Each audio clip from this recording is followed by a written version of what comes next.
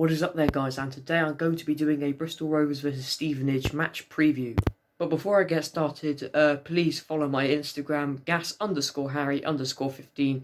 It should be on the screen now, but let's get into this. Now, I'm not going to do a starting 11 this time because that was just sort of a one-time thing for Mansfield. I would probably start the same 11 from Mansfield, but just replacing Paul Coots because he got sent off and is not legible for tomorrow's game. And when I say I want the same starting 11 that we had against Mansfield, I don't mean the one that actually started. I mean the one that I put in my previous starting 11 from Mansfield. Obviously, Brett Pitman won't be available, so it will probably have to be Harvey Saunders. I've also heard that Brandon Hanlon has been collecting interest from Lincoln City. That'd be a great move for him if that does end up going ahead and we're able to get a backup striker. But so it will probably have to be Harvey Saunders up front tomorrow. I don't think Aaron Collins will be fit either. But it does look like Sam Nicholson will be fit, which is obviously great news because he can be a big factor for us trying to go for promotion this season. But tomorrow's game, it could really go either way. We started off poorly with our first two results.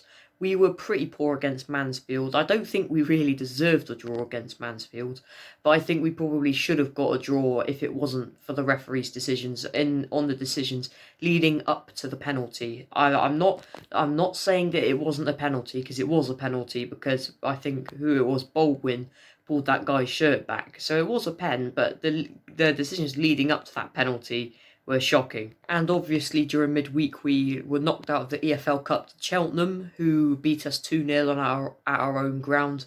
And really that was a weakened Rovers side, to be fair. We played players like Ben Liddell. Langlace also got 15 minutes, which I wouldn't be opposed to doing again at some point. But we'll probably start with a stronger squad tomorrow than we did against Cheltenham. So really, it really could go either way. It really depends on what Barnes got lined up and the kind of play style we're going to do, because if we do the same sort of play style as we did against Mansfield and Cheltenham, which is sit back and wait for a chance, really I think that a lot of teams in this league are just going to tear us apart. What I'd also like to see a bit more of is when we get a chance outside the box, we should probably try and shoot a little bit more often, because a lot of the time we just kind of fiddle around trying to get inside the box to try and take shots, and we have to be really close to the goal. Really, teams that are successful don't have to do that. They can take long shots from outside the box, and sometimes they'll go to plan, sometimes they'll go dreadful, but we praise you for trying the shot anyway. So for me, bravery is key, and we mustn't slip back into the ways that we were doing last season, where we were just passing it around the midfield, and it wasn't very effective in the end, as we came last place.